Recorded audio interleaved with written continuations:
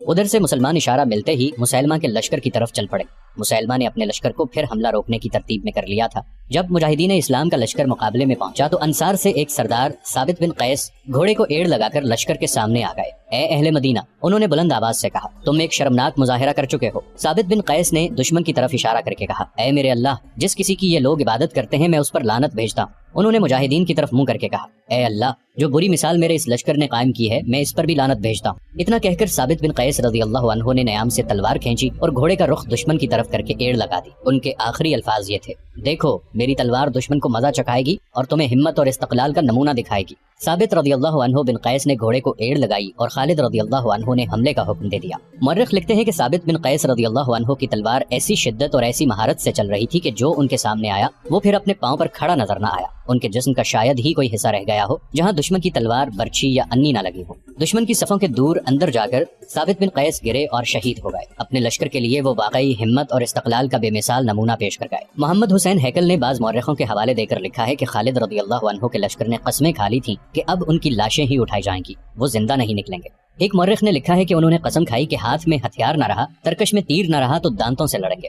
خالد رضی اللہ عنہ نے یہ مثال قائم کی کہ چند ایک جانباز چن کر اپنے ساتھ اس عزم سے کر لیے کہ جہاں لڑائی زیادہ خطرناک ہوگی وہاں ان جانبازوں کے ساتھ جا کودیں گے۔ انہوں نے اپنے جانبازوں سے کہا، تم سب میرے پیچھے رہنا۔ آگے وہ خود رہنا چاہتے تھے۔ دوبارہ لڑائی شروع ہوئی تو نئی مصیبت آن پڑی۔ آندھی آ گئی جس کا رخ مجاہدین اسلام کی طرف تھا۔ کچھ مورخ لکھتے ہیں کہ یہ صحرائی آندھی نہیں تھی بلکہ تیز ہوا تھی۔ میدان جنگ میں گھوڑوں اور پیادوں کی اڑتی ہوئی گرد زمین سے اٹھتے بادلوں کی مانند تھی۔ تیز و تند ہوا کا رخ مجاہدین کی طرف تھا، اس لیے مٹی اور ریت مسلمانوں کی آنکھوں میں پڑتی تھی۔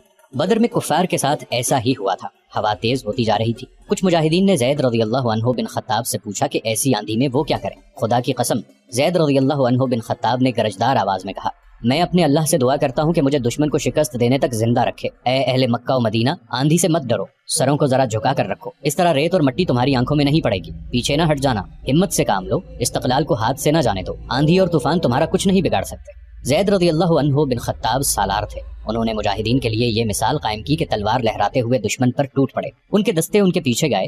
زید رضی اللہ عنہ بن خطاب تلوار چلاتے ہوئے دور تک نکل گئے اور شہید ہو گئے۔ ایک اور سالار ابو حذیفہ رضی اللہ عنہ نے بھی یہی مثال قائم کی۔ وہ یہ نعرہ لگا کر دشمن پر ٹوٹ پڑے، اے اہل قرآن، اپنے اعمال سے قرآن حکیم کی ناموس کو بچاؤ۔ وہ بھی مقابلے میں آنے والے ہر مرتد کو کاٹتے گئے، زخم کھاتے گئے اور شہید ہو گئے۔ ان سالاروں نے جانیں دے کر مجاہدین کے عزم میں جان ڈال دی اور وہ آسمانی بجلیوں کی طرح دشمن پر ٹوٹ پڑنے لگے۔ اس کے باوجود مسیلمہ کا لشکر قائم و دائم تھا۔ خالد رضی اللہ عنہ نے میدان جنگ کا جائزہ لیا۔ یہ ایسی جنگ تھی کہ جس میں چالیں چلنے کی ذرا سی بھی گنجائش نہیں تھی۔ یہ آمنے سامنے کی ٹکر تھی، اس میں صرف ذاتی شجاعت ہی کام آ سکتی تھی۔ خالد رضی اللہ عنہ نے میدان جنگ کا جائزہ لیتے ہوئے دیکھا کہ مسیلمہ کے محافظ اس کی حفاظت کے لیے جانیں قربان کر رہے ہیں۔ خالد رضی اللہ عنہ کو فتح کا ایک یہی طریقہ نظر آیا کہ مسیلمہ کو مار دیا جائے۔ یہ کام اتنا سہل نہیں تھا جتنی آسانی سے دماغ میں آیا تھا، لیکن خالد رضی اللہ عنہ ناممکن کو ممکن کر دکھانے کے لیے اس طرح مسیلمہ کی طرف بڑھے کہ ان کے جانبازوں نے ان کے گرد گھیرا ڈال رکھا تھا۔ جب قریب گئے تو مسیلمہ کے محافظوں نے ان پر حملہ بول دیا۔ خالد رضی اللہ عنہ کے قریب جو آیا وہ زندہ نہ رہا، مگر مسیلمہ تک پہنچنا ممکن نظر نہیں آتا تھا۔ خالد رضی اللہ عنہ کے جانبازوں نے اپنی ترتیب بکھرنے نہ دی۔ ایک موزوں موقع دیکھ کر خالد رضی اللہ عنہ نے اپنے جانبازوں کو مل کر حلہ بولنے کا حکم دے دیا۔ خالد رضی اللہ عنہ خود بھی حلے میں شریک ہو گئے۔ کچھ محافظ پہلے ہی مر چکے تھے یا زخمی ہو کر تڑپ رہے تھے۔ خالد رضی اللہ عنہ کے جانبازوں کا حلہ اتنا شدید تھا کہ مسیلمہ کے محافظ بوکھلا گئے۔ میدان جنگ کی صورتحال یہ ہو گئی تھی کہ مجاہدین جو فتح یا موت کی قسمیں کھا چکے تھے وہ مرتدین پر ایک خوف بن کر چھا رہے تھے۔ مسیلمہ کو اپنی حفاظت کے لیے کوئی اور محافظ نہیں مل سکتا تھا۔ مسلمانوں کے نعروں کے ساتھ آندھی کی چیخیں میدان جنگ کی ہولناکی میں اضافہ کر رہی تھیں۔ مسیلمہ کے بچے کچھ محافظ گھبرانے لگے۔ خالد رضی اللہ عنہ کے جانبازوں نے ان کا حلقہ توڑ دیا۔ یا نبی، کسی محافظ نے کہا، اپنا معجزہ دکھا، اپنا وعدہ پورا کر ہمارے نبی۔ ایک اور محافظ نے کہا، تیرا وعدہ فتح کا تھا۔ مسیلمہ نے موت کو اپنی طرف تیزی سے بڑھتے دیکھا تو اس نے بلند آواز سے اپنے محافظوں سے کہا، اپنے حسب و نسب اور اپنی ناموس کی خاطر لڑو، اور وہ بھاگ اٹھا۔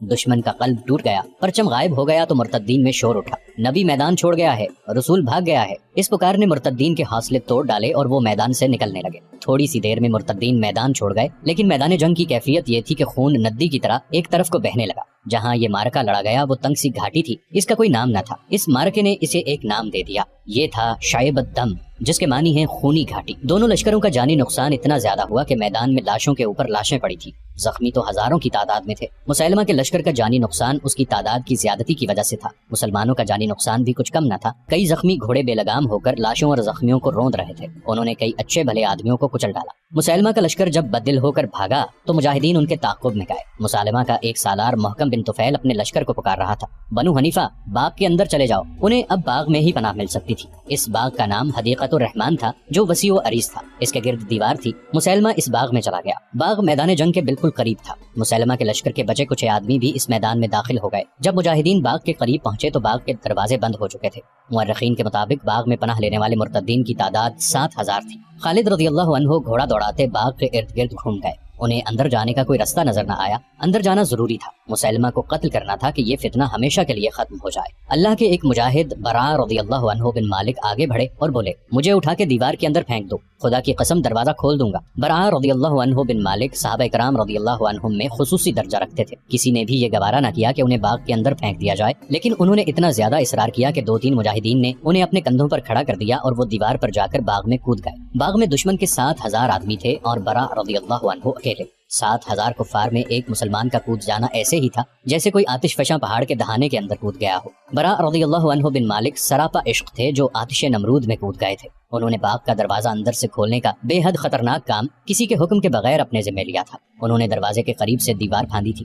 7,000 بنو حنیفہ جو باغ کے اندر چلے گئے تھے اور جنہوں نے دروازہ بند کر لیا تھا ابھی افراتفری کے عالم میں تھے۔ انہیں معلوم تھا کہ مسلمان ان کے تعاقب میں آ گئے ہیں اور انہوں نے باغ کو محاصرے میں لے لیا ہے، لیکن وہ یہ سوچ بھی نہیں سکتے تھے کہ کوئی مسلمان اکیلا دیوار پھاند کر اندر آنے کی جرت کر سکتا ہے۔ وہ کون ہے؟ کسی نے بڑی بلند آواز میں کہا، وہ دروازہ کھول رہا ہے، کاٹ دو اسے۔ کوئی مرتد للکارا، گردن مار دو، ایک اور للکارا، پکڑ لو، مار ڈالو۔ ایک شور اٹھا، بے شمار مرتد تلواریں اور برچیاں تانے براء رضی اللہ عنہ بن مالک کی طرف دوڑے۔ براء رضی اللہ عنہ ابھی دروازہ کھول نہیں سکے تھے، انہوں نے تلوار نکالی اور بنو حنیفہ کا جو آدمی سب سے پہلے ان تک پہنچا تھا اسے براء رضی اللہ عنہ کی تلوار کے بھرپور وار نے وہیں روک دیا۔ وہ لڑکھڑاتا ہوا پیچھے ہٹا۔ براء رضی اللہ عنہ نے ایک بار پھر دروازہ کھولنے کی کوشش کی، وہ بر وقت پیچھے کو گھومے، بیک وقت 2 آدمیوں نے ان پر برچھیوں کے وار کیے تھے۔ براء رضی اللہ عنہ پھرتی سے ایک طرف ہو گئے، دونوں برچھیوں کی انیاں جو براء رضی اللہ عنہ کے جسم میں اترنے کے لیے آئی تھیں دروازے میں اتر گئیں۔ براء رضی اللہ عنہ نے بڑی تیزی سے تلوار چلائی اور دونوں آدمیوں کو اس وقت گھائل کر دیا جب وہ دروازے میں سے برچیاں نکال رہے تھے۔ کئی مرتد براء رضی اللہ عنہ بن مالک پر مل کر حملہ کرتے تھے اور براء رضی اللہ عنہ دروازے کے ساتھ پیٹھ لگائے بڑی تیزی سے تلوار چلا رہے تھے۔ ان کی زبان سے 2 ہی نعرے گرجتے تھے، اللہ اکبر محمد الرسول اللہ۔ وہ وار روکتے، وار کرتے اور دروازہ کھولنے کی کوشش کرتے تھے۔ تاریخ میں لکھا ہے کہ براء رضی اللہ عنہ بن مالک نے بنو حنیفہ کے بہت سے آدمیوں کو ہلاک اور زخمی کر دیا اور دروازہ کھول دیا۔ بعض مورخوں نے لکھا ہے کہ براء رضی اللہ عنہ بن مالک کے پیچھے چند اور مسلمان دیوار پھاند کر اندر چلے گئے تھے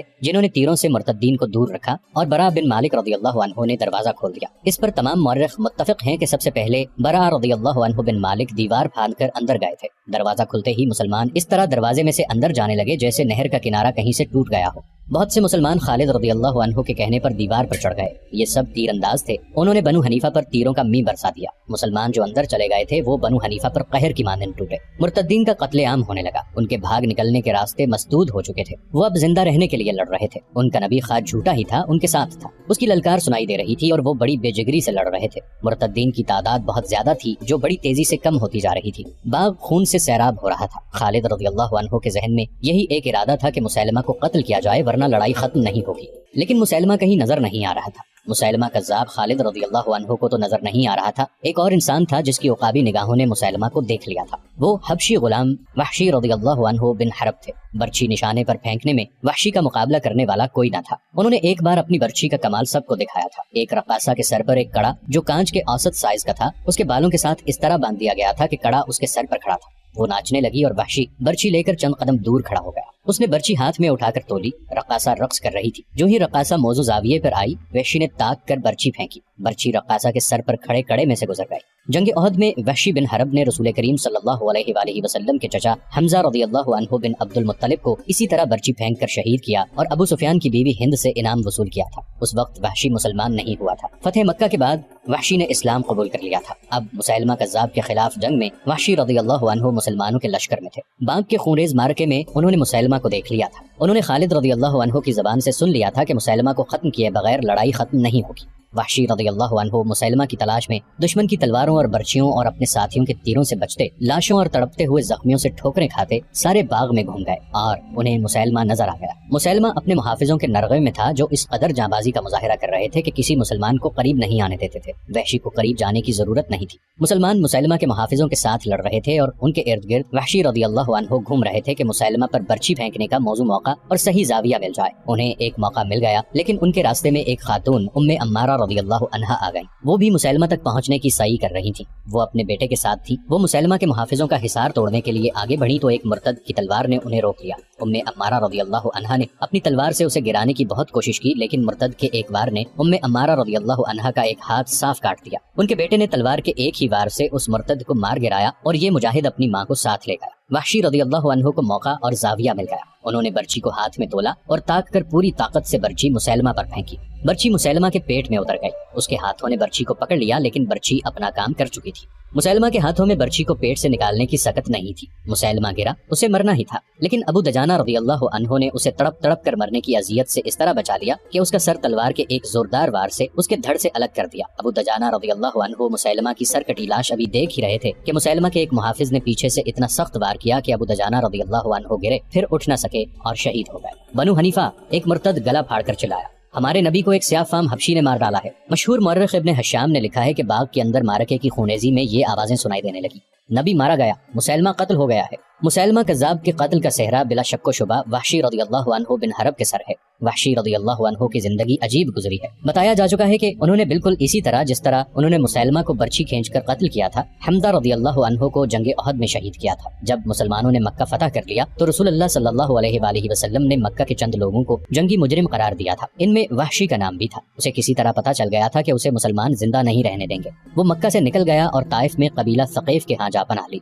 कबीला सक़ीफ को मुसलमानों ने जिस तरह शिकस्त दी थी वो बयान हो चुका है। इस कबीले ने इस्लाम कबूल किया और वहशी रज़ियल्लाहु अन्हु ने भी इस्लाम कबूल कर लिया और बैत के लिए और अपनी जान बख्शी के लिए रसूल करीम सल्लल्लाहु अलैहि वसल्लम के हुजूर गए। आप सल्लल्लाहु अलैहि वसल्लम ने उसे कई बरस पहले देखा था। शायद हुजूर सल्लल्लाहु अलैहि वसल्लम उसे अच्छी तरह पहचान न सके। क्या तुम वो वहशी हो? रसूल करीम सल्लल्लाहु अलैहि वसल्लम ने उससे पूछा। वही वहशी हूँ, वहशी ने जवाब दिया, और अब आप सल्लल्लाहु अलैहि वसल्लम को अल्लाह का रसूल मानता हूँ। रसूल करीम सल्लल्लाहु अलैहि वसल्लम ने उसकी जान बख्शी कर दी। वहशी रज़ियल्लाहु अन्हु बिन हरब रसूल करीम सल्लल्लाहु अलैहि वसल्लम के गर्विदा हो चुके थे। उनके सर पर हमजा रज़ियल्लाहु अन्हु का कत्ल था, जिसका वहशी को बहुत दुख था।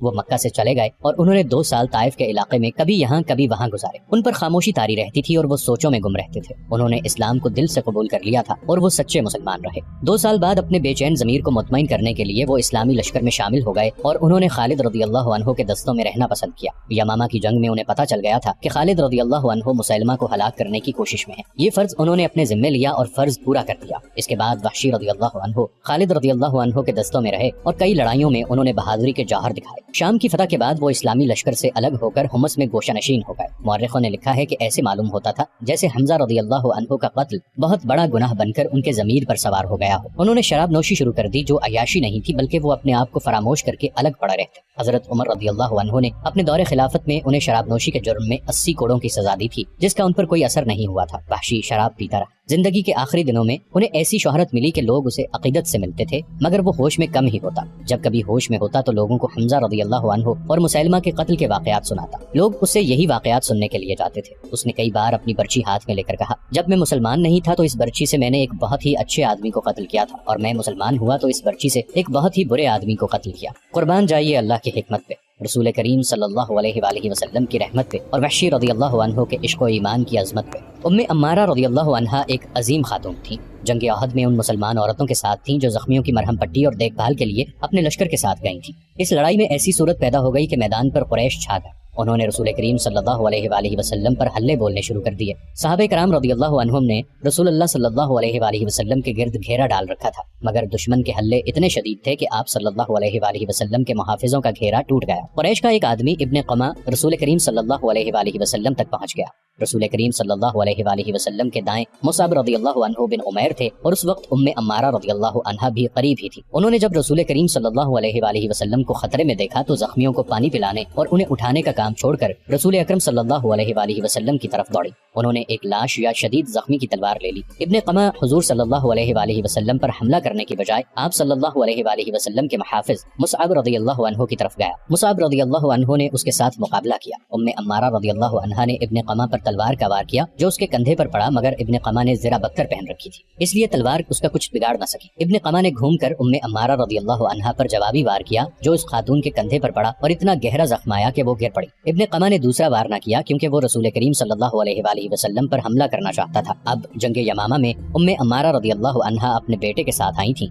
यहाँ उनकी दलेरी का ये आलम था कि मुसैलमा को कत्ल करने का खतरा मूल ले लिया, मगर उनका एक हाथ कट गया। वो दिसंबर 632 ईस्वी के आखिरी दिनों में से एक दिन था। हदीक़तुर रहमान सरसब्ज और हरा भरा बाग हुआ करता था जो लोगों को फल दिया करता था। वहाँ थके मांदे मुसाफिर आकर सस्ताया करते थे। वहाँ फूलों की महक थी, मगर अब वो हदीक़तुल मौत बन चुका था। इसका हुस्न खून में डूब गया था। इसकी रानाइयां लाशों तले दब गई थीं। जहाँ परिंदे चहचहाते थे वहाँ जख्मियों की चीखो पुकार थी। जख्मी घोड़े बेलगाम भाग दौड़ रहे थे। उनके टाप यूं सुनाई दे रहे थे जैसे मौत बेहंगम कहकहे लगा रही हो। जब शोर उठा कि मुसैलमा मारा गया है तो मुर्तद्दीन निकल भागने का रास्ता देखने लगे। वो तो पहले ही भागे हुए इस बाग में आए थे। उन पर पहले ही मुसलमान दहशत बनकर तारी हो चुके थे। बाग में वो हजारों की तादाद में मारे गए थे। वो ऐसी जंग लड़ रहे थे जो वो पहले ही हार चुके थे। अब उनके कानों में ये सदाएं पड़ी कि उनका नबी मारा गया है तो उनकी रही सही सकत भी खत्म हो गई। उनमें जो अभी तक लड़ रहे थे वो बाग से निकल भागने की कोशिश थी। शिकस्त उनके जहनों पर मुसल्लत हो चुकी थी। वहाँ से कुछ दूर मुसलमानों की लुटी हुई तबाहाल खैमागाह में सिर्फ एक खैमा सही सलामत खड़ा था। ये खालिद रज़ियल्लाहु अन्हु का खैमा था। बनु हनीफा बाकी तमाम खैमे फाड़ कर